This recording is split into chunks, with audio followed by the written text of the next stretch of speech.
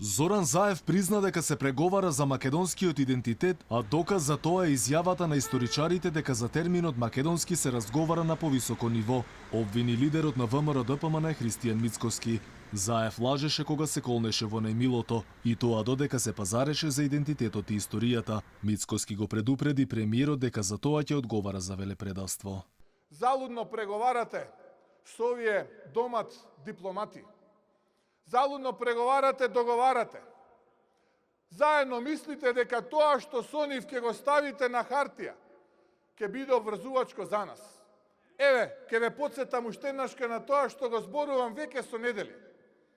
Не постои такво парче хартија, кое што ќе го почитува идната влада предводена од ВМРО-ДПМН, владата на национално единство. Покрај криминалот, ќе одговарате и за велепредавство пред овој народ. Јас ви го гарантирам тоа. И за велепредавство пред овој народ. Ете тоа ќе го направиме.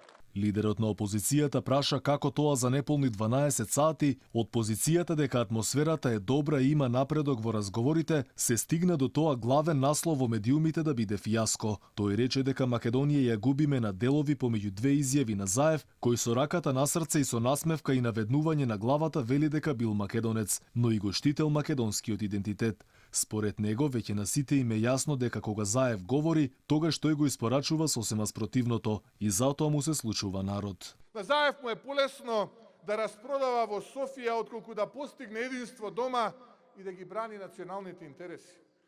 Треба да се случи народ за да Заев престане да продава. Тоа е единствениот начин како да го победиме овој човек кој што денеска се наоѓа во оваа зграда. Флоскулата идентитетот нема да биде спорно прашање е само мамка, затоа што ако го засегнете јазикот и историјата, што ќе остане со идентитетот, рече професорката Наташа Котлар. Ни е потребна една огромна мудрост, бидејќи како што вели Кочо Рацин, борбата ќе е тешка и се уште има некои чекајушти и желајушти, некој кој што ќе ја донесе слободата или промената од надвор. Не, таа доаѓа од народот. И денеска улиците на главниот град беа преполни со возила, кои од спортските центри Борис Трајковски и Јане Сандански дефилира и бара оставка од премиерот. Граѓанските протести ќе продолжат и во наредните денови.